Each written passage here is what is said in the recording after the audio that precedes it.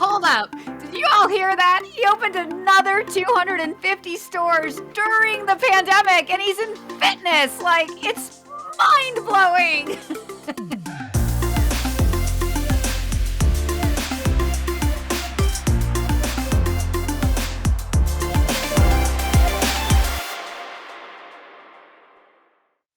Hey everybody, welcome to my conversation with Lance Freeman, the president of Xponential Fitness, one of the largest or the largest fitness franchisor in the world.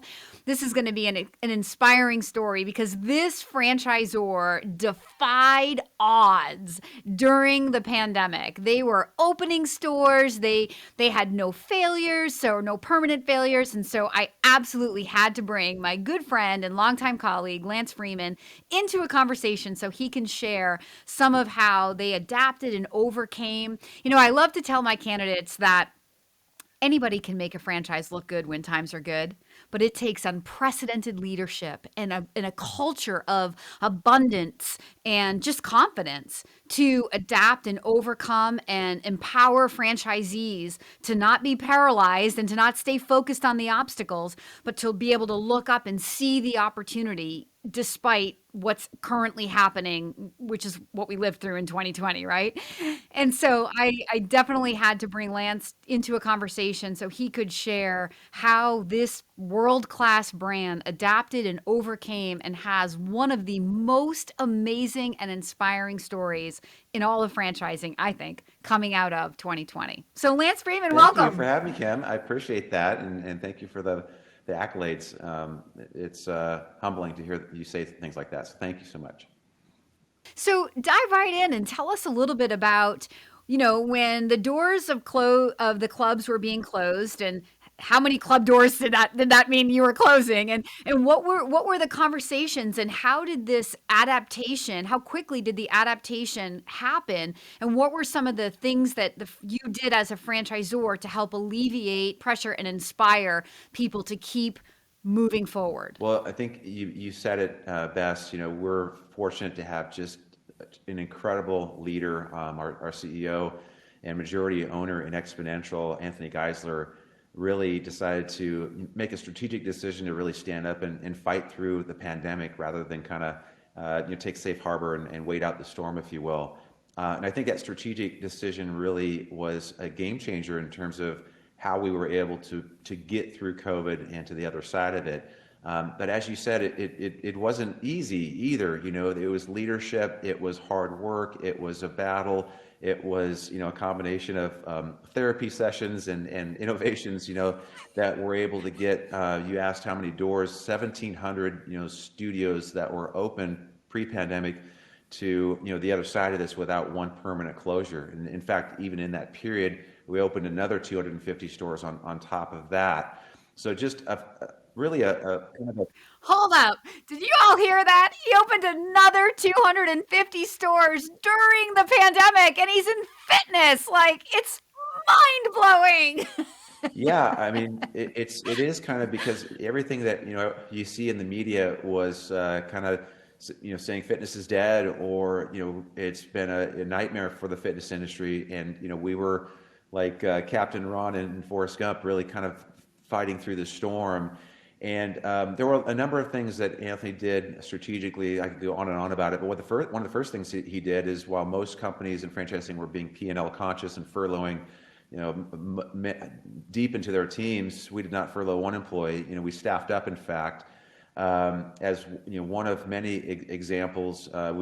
Anthony walked into our vice president of real estate's office, Adam Pennington, and said, "No one is paying rent, period." And Adam said, "Okay." And so literally we had 100% hit rate. And what that means is not one of our franchisees paid rent through that period, or they got either rental abatement, they got rent deferral, but they were able to get rent relief during that period, which is huge. And so, we kind of turned our support center into a command center. We turned our real estate team into, a team to go out and make sure that we worked with all of our REITs and made sure our franchisees didn't have to pay.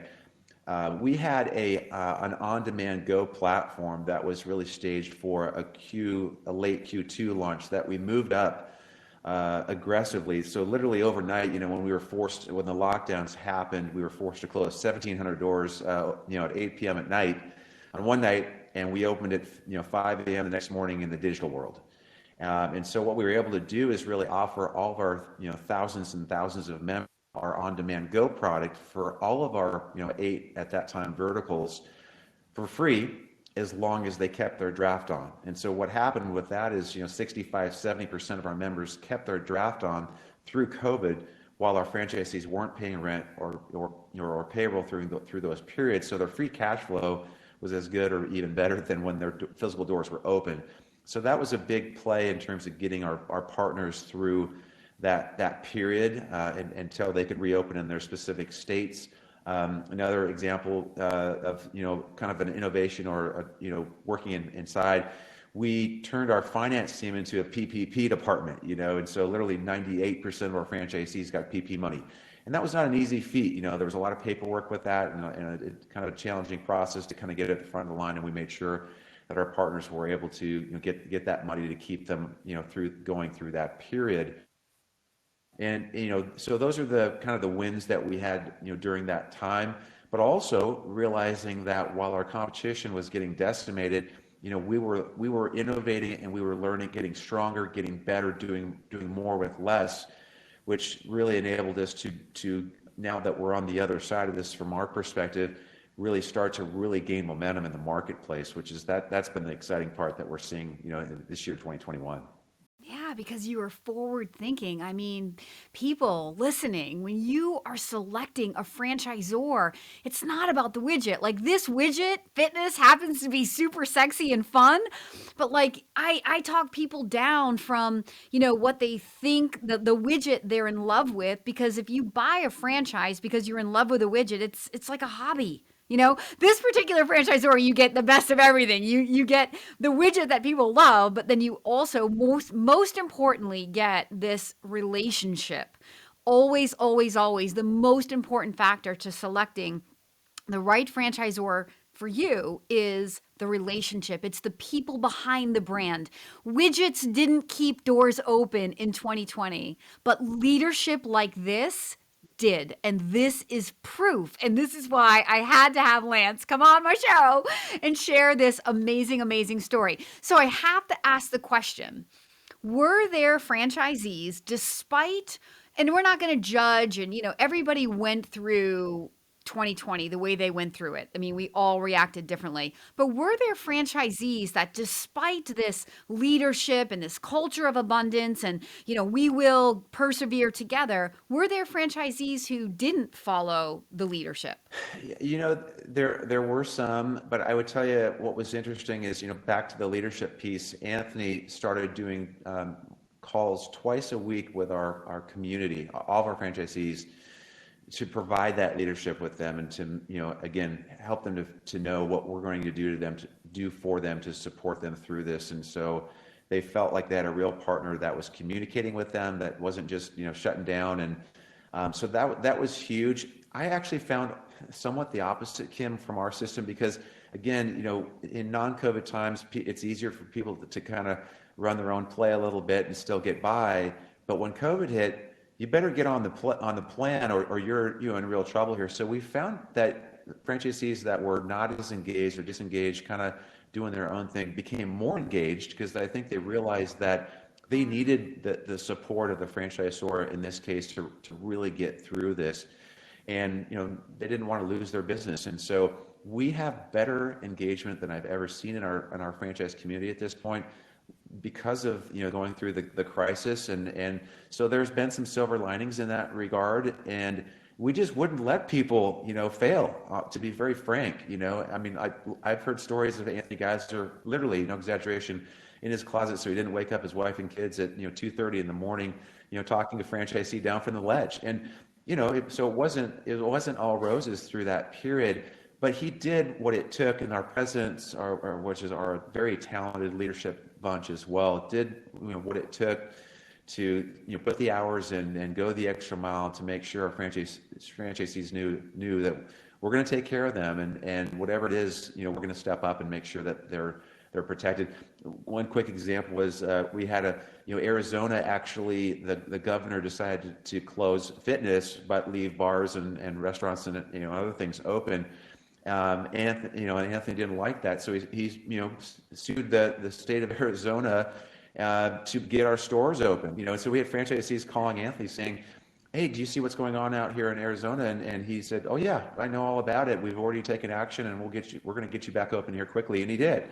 And he didn't have to do that, and he spent millions of dollars, in legal fees doing that. That, as he said, he probably won't get back in the next 10 years in royalties. But it was worth it to him to do the right thing, to make sure our partners got through this. It was worth it to him to keep our employees working so they can continue to put food on the table. So he just did the right thing, and it's paying off at this point for him in dividends. It really is. I really, really love the comment about the silver lining and how people that might have been going a little rogue on their own when times were good actually reeled back in. I mean, that's amazing. So, for people that are new to franchising, what, they might be thinking, what does that really mean? Well, what it means is people buy franchises and don't actually follow the franchisor's lead. Like, right, Lance? Like before Xponential, you've been involved in franchising for a long time, right? So there are people who pay for a system and then don't want to follow the system. 100%. It sounds crazy. Why would you pay a franchise fee and an ongoing royalty to basically chuck the plan out the window, or really not, or change it at every turn? But it's fairly common. In fact, it's really my job at Xponential as kind of the gatekeeper here to try to weed those people out. And I think that they should just kind of go do their own thing rather than engage in a franchise system. Because the beauty of a franchise system is, we've tried it every which way to understand what works best and to be successful. And as long as our franchisees follow that plan, they're going to win. They're going to do well. But people ask me all the time, every day, all day, what separates the top performers from the average performers, from those that struggle at this. And it's clear, it's not demographics, it's not the market, it's not the location. It's execution. It's every time execution. Having been a multi-unit franchisee and an area developer myself, I can tell you I learned that very early on, that it was not the smartest franchisee or the most creative one or the best marketeer that were our top franchisees. It was those that really just followed the plan the best. And so as a franchisor, that's what we're looking for out of our partners, is to come in, leverage that plan, execute it, and they're gonna do well with that. Really smart franchisors are not just, letting everybody who raises their hand in. You're looking for a fit. You're looking for a cultural fit. You're looking for someone who's coachable. You're looking for someone who has a glasses half empty attitude, right? I love the comment a long, long, long time ago. A franchisor said to me, I was like, why wouldn't you approve, when I was a young rookie consultant and didn't really know what I know today? And I'm like, well, why wouldn't you approve a candidate? And he said, because sometimes people can come to like a discovery day, kind of guns blazing, they're, why don't you do it this way? And kind of challenging at every turn, challenging the franchisor. And it's not so much that they're challenging the franchisor, it's like the tone of the questions, right? And the timing of when they're doing this, kind of blowing up the momentum of the day for everybody. And the franchisor said to me, because that person is sort of like a loose cannon. If this is what they're like before we take their money, well, what the heck happens after we take their money, right? Because money makes us all crazy, especially when we're losing money, if that should happen to happen, right? And I was like, that is the absolute best answer. And it has stayed with me for like 18 or 19 years. And I share that in Discovery Day preparation with all of my candidates. Those are the people that the franchisor is like, no amount of money, like your royalties are not worth the potential struggle that we're going to have with you if you're going to be that kind of buzzkill to our entire family. Well, good franchisors are in the position of really choosing, their partner in the market rather than having to just, award the first person that comes to the table, if you will. And again, we're looking at this as a long-term, investment, and we want great partners over the long term. So the initial transaction is really meaningless in terms of, what we're looking at in terms of value of a partner. We're looking at a long-term royalty stream and someone that's going to really be a great partner for us. And you said it best. Anthony calls it quality of life. Meaning if someone's combative that confirmation day, we go, if it's difficult now, it's going to be 10 times that more difficult when money's on the line. And we just want to say pass on that, because it's just not worth it for us to try to keep this franchisee in line constantly as they're always battling us and wanting to change the plan, because we know it just doesn't work well in our system. So, but we see culturally at confirmation day, and we can tell a lot is learned by the questions that people ask, how they're thinking about approaching the business. Are they thinking about the 99%, or are they thinking about the 1% that has no bearing at all on whether they're going to be successful with this? When they ask a question and it's answered, does it make sense, or are they going to bat that around 3-4 times? Then we're going to know that they're going to do that as a partner in the business as well, and it just it's a pain.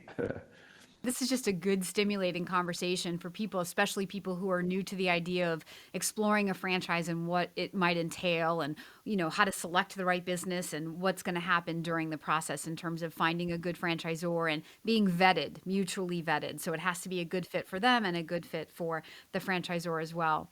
So looking forward to 2021, share, if you could, just a little bit of the goals of the size of a company like yours. What kind of goals does Xponential Fitness have for this new year, 2021?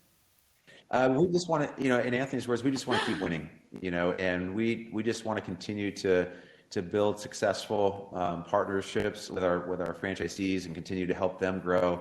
Want to bring new partners in that are going to really flourish in our system. I think one of the benefits of our company and our platform is that we do have opportunities for existing successful franchisees that want to expand into, either diversify, expand, and scale into another vertical that we have, or modality, if you want to call it that, because we have now 9, and we'll soon have 10 under the roof. And we're just going to keep growing. Anthony's out, looking at other acquisitions to continue to grow our company. And again, when you hear that, it's kind of unusual, especially in fitness right now, where most companies are kind of on their heels trying to figure out how to get out of this. We're being progressive with partnerships and building XPass and partnerships with Apple and buying new companies. And so we just want to continue to grow and really have a throat hold on this business. We're the Coca-Cola or the Starbucks of fitness, really. And so, we just continue to be excited about our opportunity going forward. Our franchisees are excited and engaged. And it's ironic to think at this point, after going through 2020, that we sit here, on a path of just excitement in 2021 and beyond. Stronger and better for it. Winners always find a way to win. And you guys, in Kim Daly's mind, are the absolute best at winning. So it's amazing to catch up with you, Lance. Amazing for you to just share some insights. And this conversation defies all logic, which is why I love to have it. And for anybody who's listening, if you want more information on Xponential Fitness or any of the brands that are under the Xponential umbrella, please reach out to the Daily Coach. Put a comment below, and I'll definitely get back in touch with you, and I can help you get in touch with the right people at Xponential Fitness. Lance, thank you so much for your time. I appreciate you so much. I appreciate the partnership that you have with Fran Choice and the Daily Coach. And I speak up for, I'm sure, on behalf of all of the franchise consultants. We love you. We love all that you do for us, and most importantly, that you do for all of the candidates that we do bring to you. Thank you so much. We have had so many great partners in our system now because of you and the matchmaking process that you take your candidates through. So you are the best. I appreciate you having me on today, and we look forward to an exciting 2021 and beyond with you. You bet. Thank you so much, Lance.